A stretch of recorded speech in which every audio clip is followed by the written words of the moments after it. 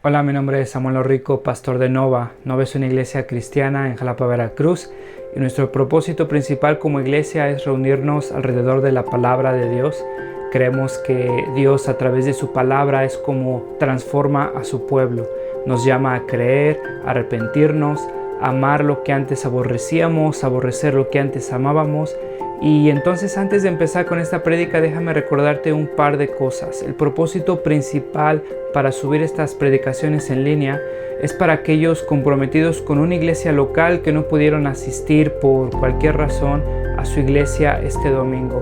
Estas predicaciones son un recurso para nosotros, para poder crecer, para poder escuchar la palabra de Dios.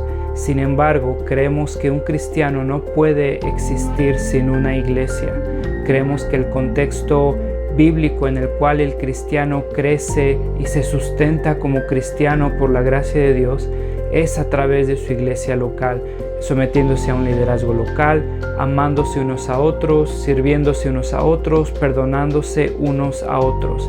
Un cristiano no puede vivir su vida cristiana simplemente consumiendo predicaciones en una pantalla de su televisión, de su computadora. Entonces te animamos a comprometerte con una iglesia local. Si no pudiste asistir a una iglesia este domingo, nos da gusto que estés viendo este video.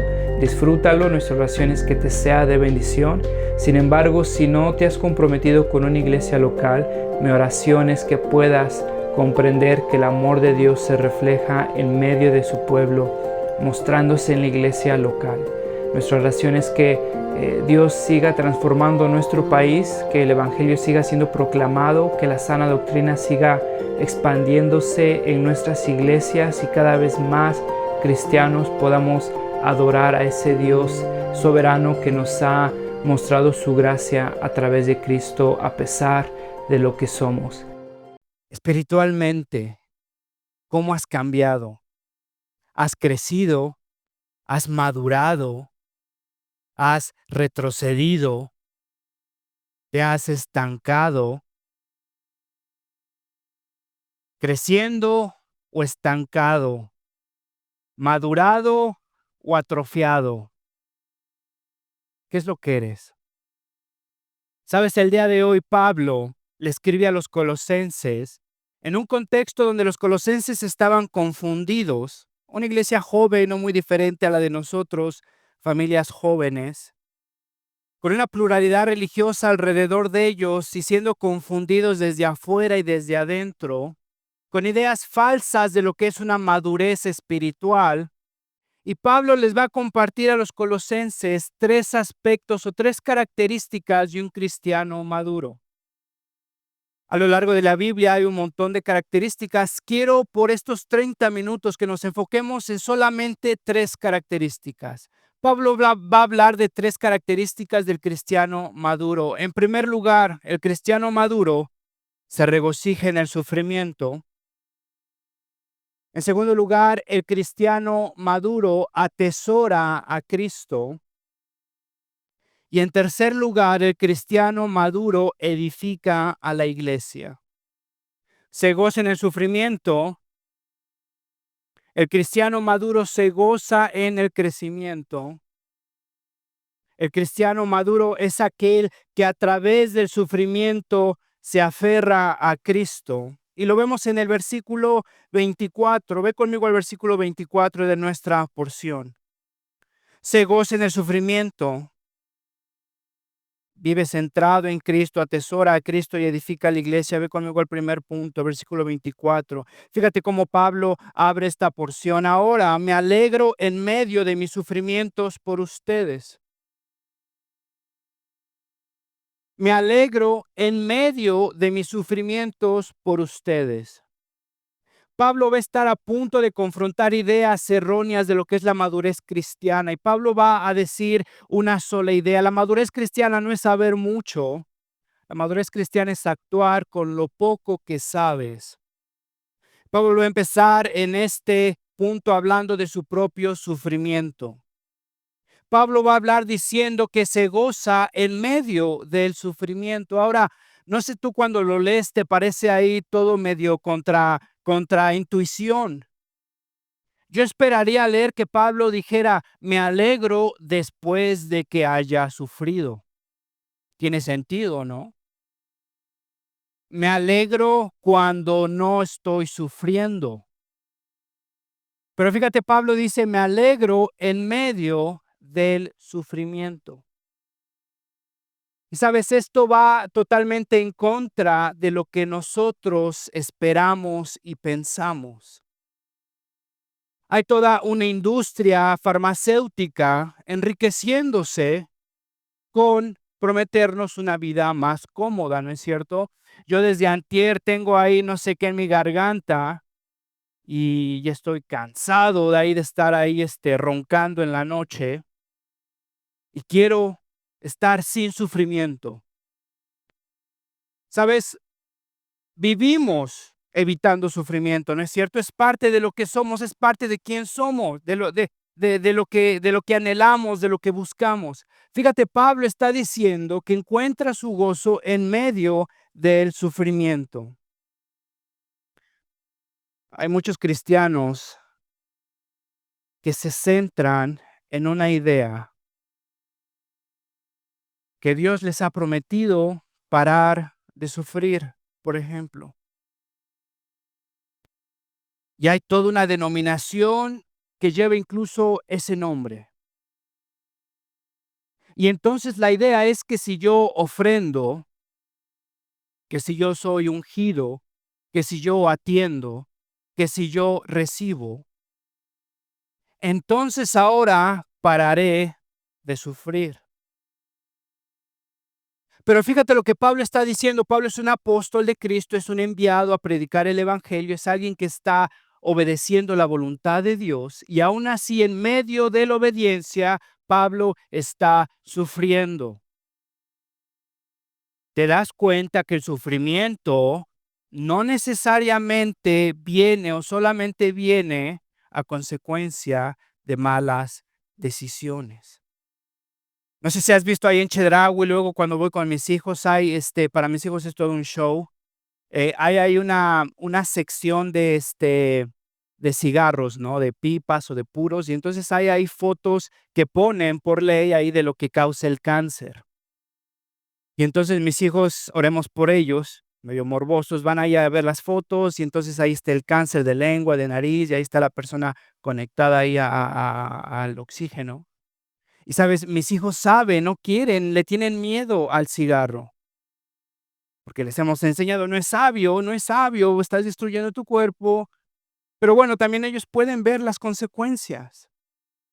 Ahora fíjate, ellos entonces no quieren sufrir de cáncer de pulmón o de lengua o de nariz, entonces para ellos es bueno, si no quiero sufrir de eso, me alejo del tabaco. Para muchos de nosotros, sabes, nuestro cristianismo es bueno, si no quiero sufrir, obedezco a Dios. Y entonces muchas veces obedecemos a Dios para librarnos del sufrimiento, porque sabemos y nos han enseñado que el sufrimiento es consecuencia del pecado. Y es cierto, pero no necesariamente sufrimos porque pecamos. Y es ahí en esa falta o en esa falla o en ese defecto de teología que tenemos, que entonces vivimos nuestra vida cristiana obedeciendo a Dios para librarnos del sufrimiento, escaparnos del sufrimiento. El día de mañana, entonces, que Dios me haga atravesar sufrimiento, vivo frustrado con Dios porque obedecí y aún así me hizo atravesar por sufrimiento. Sabes, tengo ahí una relación, ¿no? Tal vez una relación fuera de la voluntad de Dios, alguien que no conoce a Dios. Y entonces un amigo bien intencionado, pero mal leído, me dice, mira, sabes, termina esa relación que tienes, porque está fuera de la voluntad de Dios, y si obedeces a Dios, vas a ver que te va a dar alguien mejor. Y entonces yo ahí le creo a mi amigo, termino esa relación porque mi amigo me prometió eso. Y entonces pasa 1 año, 2 años, 3 años, y ese alguien mejor nunca aparece. Y entonces le digo a Dios: "Dios, te pasas de lanza, Me engañaste porque yo te obedecí y no me diste a alguien mejor. Sabes, muchos de nosotros no obedecemos por agradar a Dios, simplemente obedecemos por evitar el sufrimiento. Y quiero que veas esto conmigo. Pablo se está gozando en medio del sufrimiento. El sufrimiento es causado por obedecer a Dios. Todo lo que está sufriendo Pablo ahora en la cárcel fue traído a su vida por obedecer a Dios.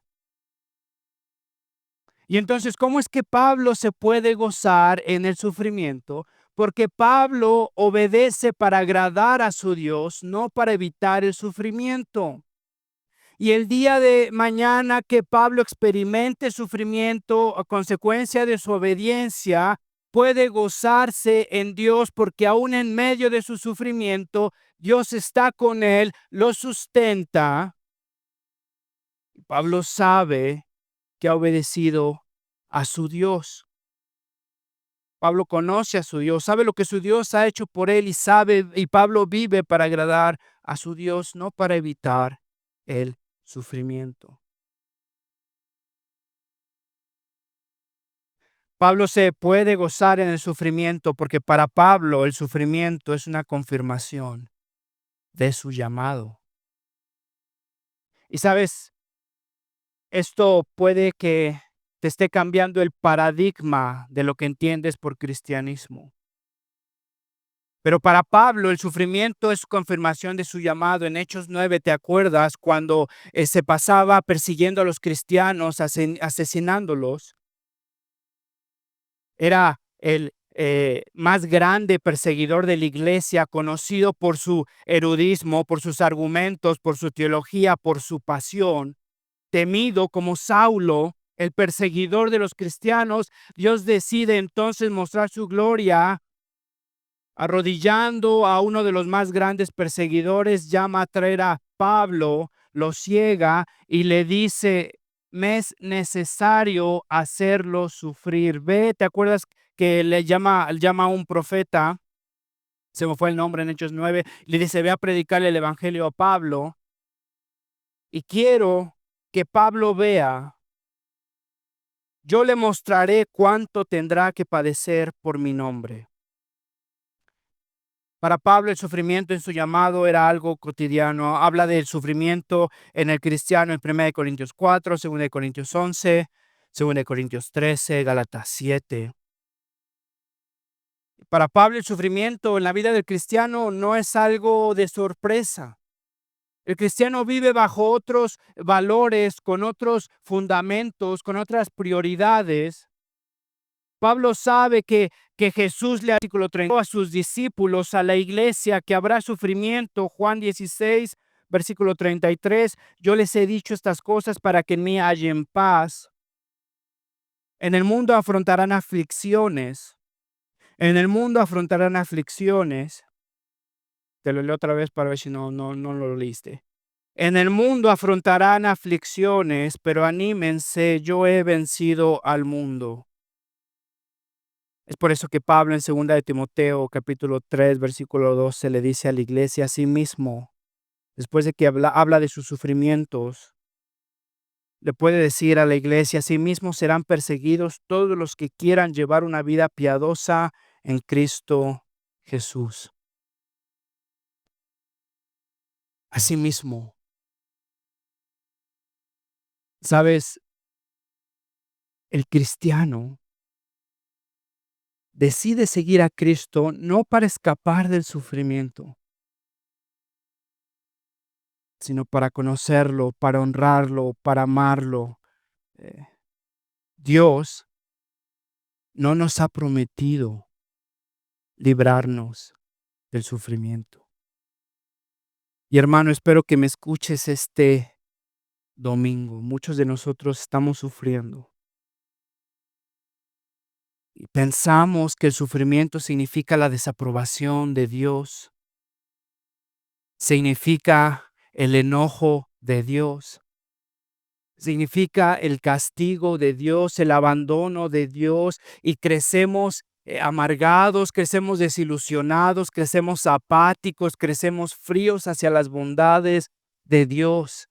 Dios no nos ha prometido librarnos del sufrimiento, nos ha prometido estar con nosotros en el sufrimiento.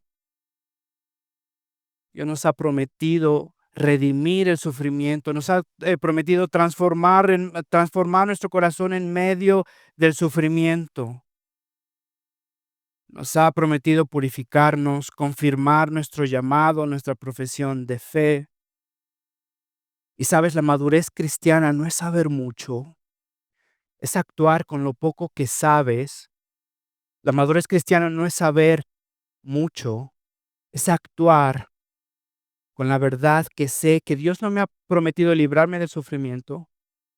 Es actuar sabiendo que Dios me ha prometido estar conmigo en medio del sufrimiento. Es actuar sabiendo que Dios me ha prometido transformarme en medio del sufrimiento. Es actuar sabiendo que Dios me ha prometido redimir mi sufrimiento. Pablo está hablando acerca de lo que es madurez cristiana y empieza hablando que el cristiano maduro se goza en el sufrimiento. No es intimidado por el crecimiento, es aquel cristiano que ha sido totalmente transformado y su corazón vivificado de tal forma que no escapa del sufrimiento, no lo busca, lo abraza, lo recibe, sabiendo que Cristo sufrió muchísimo más para redimir a su pueblo y ahora redimidos podemos sufrir para traer gloria a nuestro Dios. ¿Estás sufriendo esta mañana? ¿Qué está haciendo ese sufrimiento en tu vida? ¿Te está haciendo crecer? Si eres hijo de Dios, créeme que Dios quiere hacerte crecer a través de ese sufrimiento. Que si estás estancado es lo que Dios utiliza para despertarte, para levantarte, para anhelar más, un mejor mundo, un mejor reino, mejores deseos, mejores satisfacciones, mejores gozos. El cristiano maduro entonces se goza en el sufrimiento. El cristiano maduro atesora a Cristo. Para eso ve conmigo al versículo 25-27.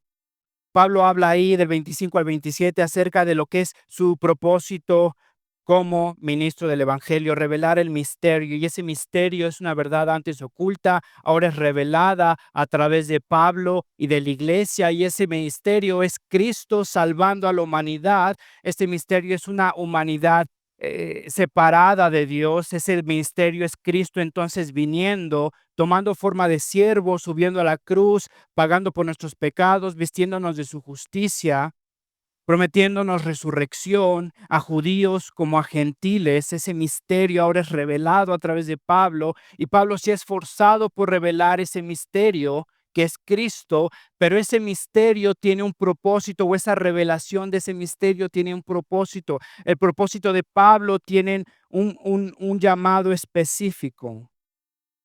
Versículo 27, fíjate cómo dice: Cristo en ustedes, la esperanza de gloria. Quiero que pongas atención en esto, en el contexto incluso de Colosenses. Había un montón de religiones, había un montón de rituales para conseguir sabiduría. Estaban los gnósticos que decían que tenías que recibir una segunda unción con conocimiento secreto para poder entonces llegar al pleno conocimiento de quién es Dios. Había religiones griegas, había religiones de diferentes lugares que te prometían la sabiduría de Atenea, que te prometían el gozo de Dionisio. Había entonces diferentes velas que tenías que prender, diferentes oraciones que tenías que hacer. Y Pablo en este contexto se está centrando en qué es el verdadero misterio, y ese misterio es Cristo. Pablo lo describe como Cristo en ustedes, la esperanza de gloria. Continúa y lo describe como Cristo en ustedes, la riqueza de Dios.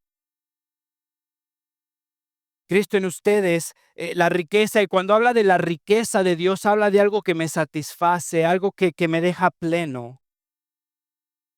Y quiero que notes que para Pablo la centralidad de su mensaje es Cristo. No hay otra cosa más que Pablo pueda predicar. Todo lo que va a transformar a una iglesia es Cristo. Pablo está convencido que el mensaje correcto trae el crecimiento correcto a la iglesia. Pablo no está dispuesto a combinar a Cristo con cualquier otra cosa. Pablo no está dispuesto a combinar a Cristo con reglas, Cristo con experiencias, Cristo con tradiciones. Pablo sabe que cuando alguien se aleja del mensaje de Cristo, la iglesia se queda sin fundamento. Cuando Cristo deja de ser el mensaje de la iglesia, algo más ha de ocupar su lugar. Y por eso es que Pablo se esfuerza tanto en esta epístola como en las demás para apuntar a la iglesia y defender la centralidad de su mensaje. No es otra cosa más, es Cristo. No son mis experiencias, no son mis opiniones, no son mis sentimientos. Sabes, hay una razón por la cual el orden de esta iglesia, el orden de este servicio se centra en el mensaje y ese mensaje debe de ser Cristo. Sabes, hay una razón por la cual no tomamos muchísimo tiempo en otra cosa. Queremos predicar a Cristo y estamos convencidos que el evangelio entendido y aplicado es lo que verdaderamente transforma a una iglesia. Ahora, esto tiene implicaciones importantes para todos nosotros. Muchos de ustedes se acercan conmigo y me preguntan, por ejemplo, oye, ¿por qué no hacemos una conferencia de matrimonios o hacemos una conferencia de soltería? Y quiero que escuches la razón por la cual no es que estoy en contra, pero soy sumamente cuidadoso a desviarme de cualquier otro fundamento. Sabes, muchas veces pensamos que un activismo cristiano o un volumen de conferencias o de predicaciones es lo que necesitamos para transformar nuestra vida. Pero ¿sabe lo que pasa? En ese ambiente o en ese ritmo muchas veces ocupado, empezamos a pensar que lo que necesitamos para mejorar nuestra vida cristiana no es Cristo y el evangelio predicado y aplicado en nuestra vida, sino es el pastor que venga, el otro pastor o esta conferencia. Sabes, es que, híjole, soy un mal marido porque no he ido a una conferencia de matrimonios. Lo que necesito es una conferencia de matrimonios y escuchar al superpastor aquí. Pero sabes, si pudieras escuchar a Cristo el domingo en tu iglesia, a creer a Cristo, a creer lo que dice Cristo en el Evangelio acerca de cómo es que un marido debe de conducirse, cómo es que refleja el Evangelio en su matrimonio y pudieras aplicarlo en esa semana, verdaderamente creerlo, meditarlo, aplicarlo en esa semana, te diría que posiblemente y seguramente tu matrimonio sería más bendecido que estar toda una semana de conferencias. ¿Sabes por qué no te vas a pelear con tu esposa en la conferencia de matrimonios? Porque no la vas a ver. Van a estar ocupados cada uno por su lado. Termina la conferencia, regresan. Ay, caray, como que no, vamos a otra conferencia. Si pudieras actuar con lo poco que sabes, madurez cristiana no es cantidad de información. No es un conocimiento secreto del pastor y de la plataforma y del cristiano.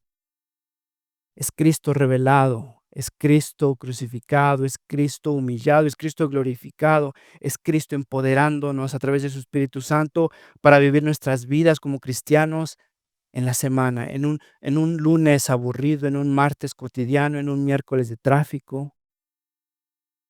Sabes, muchas veces nos confundimos y nos empezamos a desviar. Es Cristo más.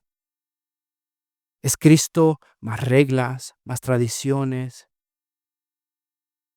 más experiencias. La madurez cristiana no es saber mucho, es actuar con lo poco que sabes. La madurez cristiana no es saber mucho, es atesorar a Cristo.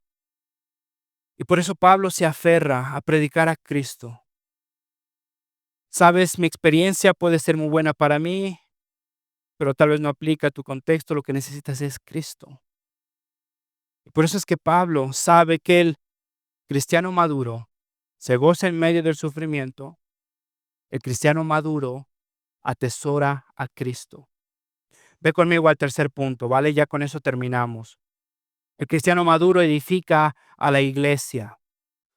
Del versículo 28 al capítulo 2, del versículo 5, ya en la última parte de este pasaje, Pablo habla específicamente, versículo 28 al 29, cómo es que ha vivido para madurar a la iglesia. Ese es su llamado. Para eso predica el misterio que es Cristo.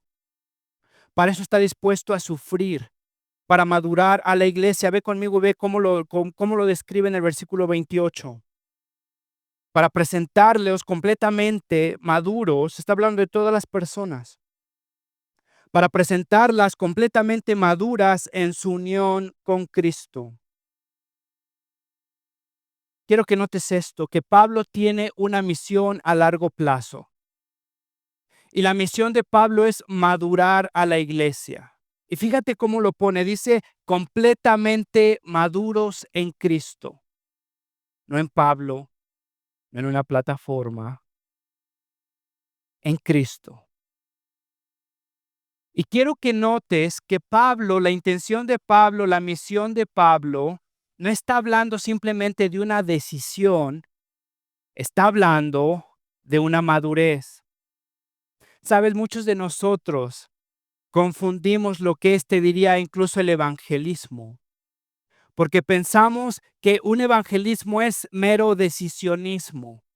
¿Qué quiero decir con eso? Pensamos que el objetivo del cristiano es conseguir decisiones para Cristo. Y entonces pensamos, incluso vemos el evangelismo, y esto me gustaría abordarlo más después de Colosenses. Vamos a hablar de otra serie, y en esa serie vamos a hablar de evangelismo. Mi intención es animarte. Mi intención es platicar un poco de esto que muchas veces nos intimida, y yo estoy convencido que la razón de que nos intimida es porque lo hemos entendido mal.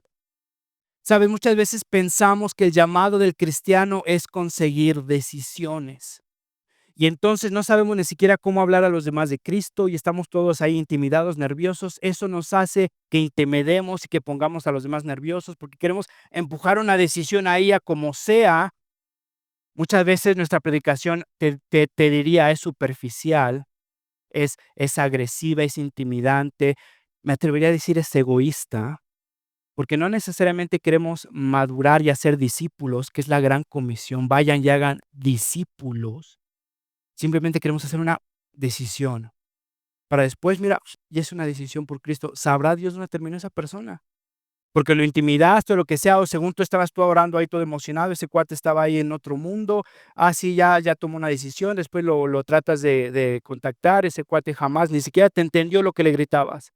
Pero para ti fue esa decisión, para ti es ese evangelismo. Fíjate lo que Pablo dice, su misión es la gran comisión, hacer discípulos. Pablo, fíjate lo que está diciendo. Para presentarlas, es por eso que ha sufrido, para presentarlas completamente maduras en su unión con Cristo a todas las personas. Fíjate lo que dice aconsejando y enseñando. La Nueva Versión de las Américas dice amonestando y enseñando. En otras palabras, corrigiendo, instruyendo. Quiero que notes que todo esto da a entender que es un proceso, es a largo plazo. Muchos de nosotros apreciamos decisiones más que un caminar de vida. Muchos de nosotros nos aferramos con decisiones, pero no por el proceso de la persona. Nos conformamos con una decisión, más no con un discípulo. Quiero que notes que el hacer discípulos entonces lleva mucha paciencia. Quiero que vayas conmigo ahí amonestando y enseñando o corrigiendo y instruyendo con sabiduría. Con sabiduría. Esto lleva paciencia, lleva gracia. Sabes, muchos de nosotros en la iglesia, cuando alguien hace algo, tal vez en su inmadurez, hace algo, eh, para nosotros es mucho más fácil darle ahí un machetazo, corregirlo y que lo deje de hacer. Porque estamos más interesados en decisiones que en procesos. No nos interesa si esa persona en verdad entiende por qué no. No nos interesa si ha escuchado nuestro corazón, si ha escuchado el corazón de Dios, porque esa decisión es una mala decisión. Simplemente le decimos así no, aquí no, y ahora mismo se hace así. ¿Sabes? Estoy convencido que ese tipo de ambiente en iglesias eh, es un cóctel para crear fariseísmo, legalismo, para crear cristianos obedientes sin entendimiento. No me explicaron por qué, solamente me dijeron que no y no lo hago y ya.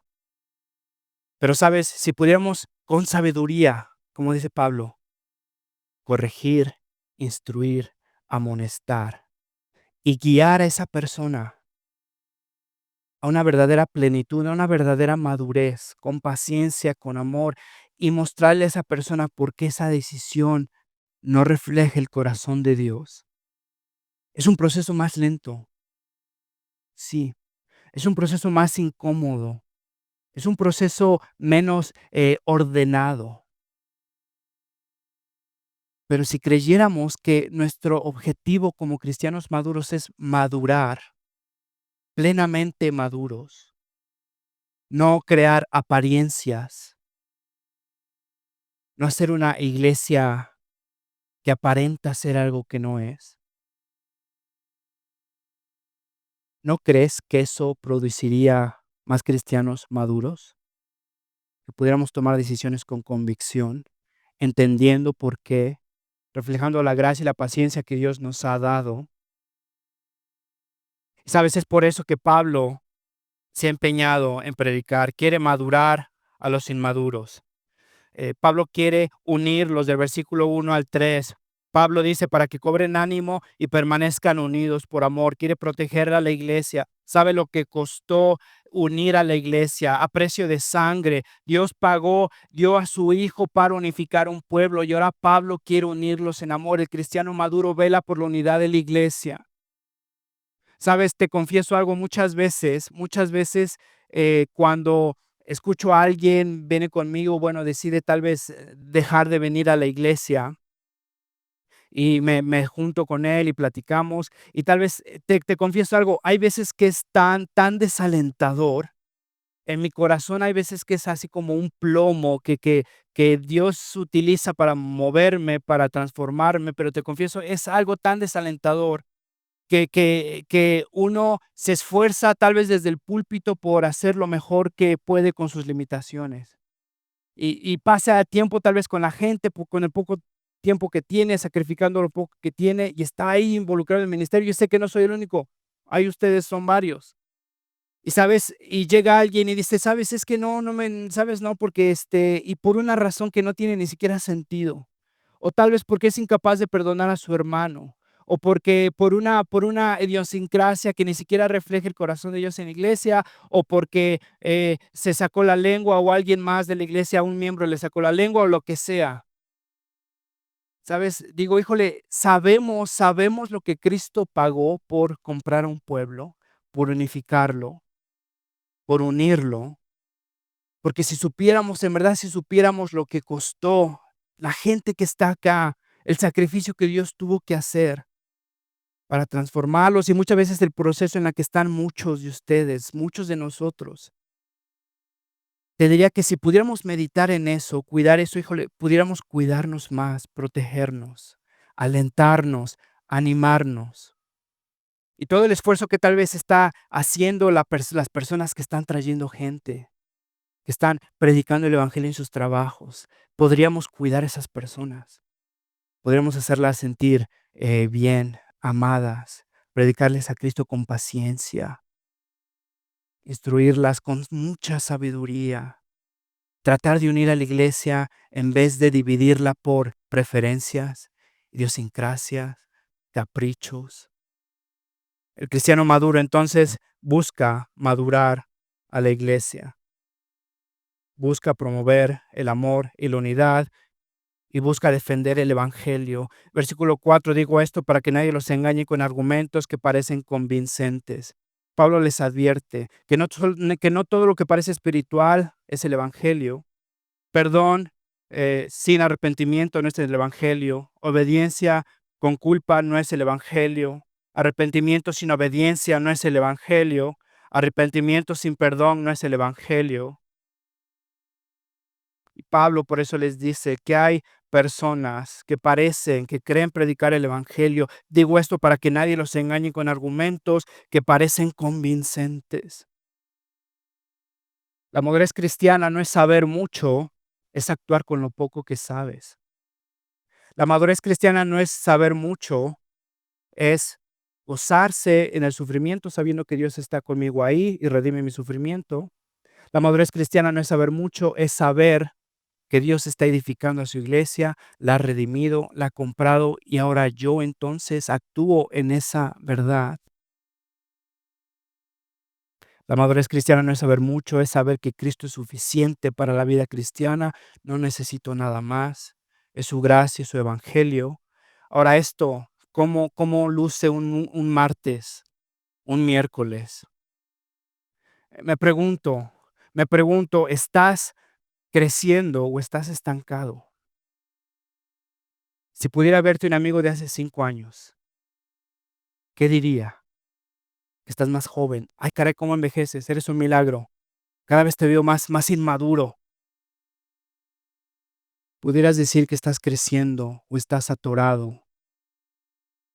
Muchos de nosotros hemos estado en Cristo, hemos estado en una iglesia por años, y pareciera que estamos congelados. No hay decisiones difíciles que hemos tomado, no hay prioridades que hemos cambiado, no hay nuevos sueños se nos han dado, nuevas convicciones, nuevas pasiones. Todo sigue siendo lo mismo, pero nada más voy el domingo a la iglesia.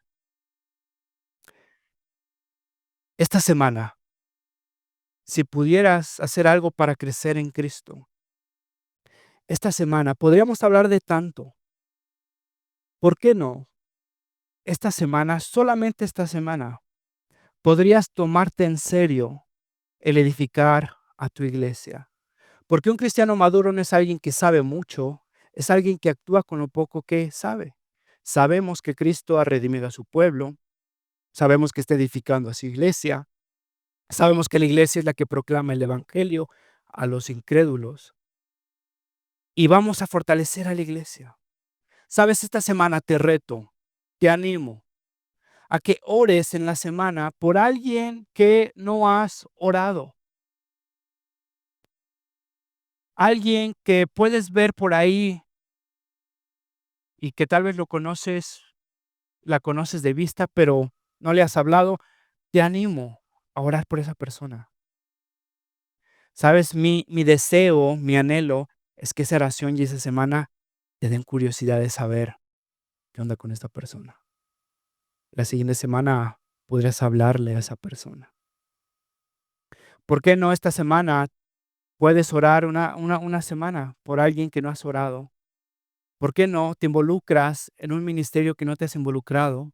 Hay un montón de necesidad. Compartíamos en el grupo de WhatsApp, preadolescentes necesitan un montón. Hay muchos de nosotros que hemos estado en la iglesia por mucho tiempo y no hemos participado en algún ministerio. Estamos estancados o estamos creciendo. ¿Por qué no consideras involucrarte en un ministerio? ¿Por qué no consideras orar por alguien que no conoces? ¿Por qué no consideras hablarle a alguien que no conoces? Alguien nuevo, alguien que es tal vez su primer domingo, alguien que está nervioso, alguien que pueda beneficiarse de una conversación contigo. ¿Por qué no esta semana tratamos juntos de crecer un poco más? ¿Y por qué no nos prometemos o nos animamos a edificar a la iglesia de esa manera en esta semana? Sabes, Cristo ha hecho absolutamente todo para perdonarnos, y no solo para perdonarnos, sino para habilitarnos, para transformarnos y para participar de su llamado como cristianos maduros. Nos gozamos en el sufrimiento, nos centramos en Cristo, edificamos a la iglesia. ¿Estás estancado o estás creciendo? Y si estás estancado, ¿por qué no participas esta semana con nosotros y haces algo que no hayas hecho?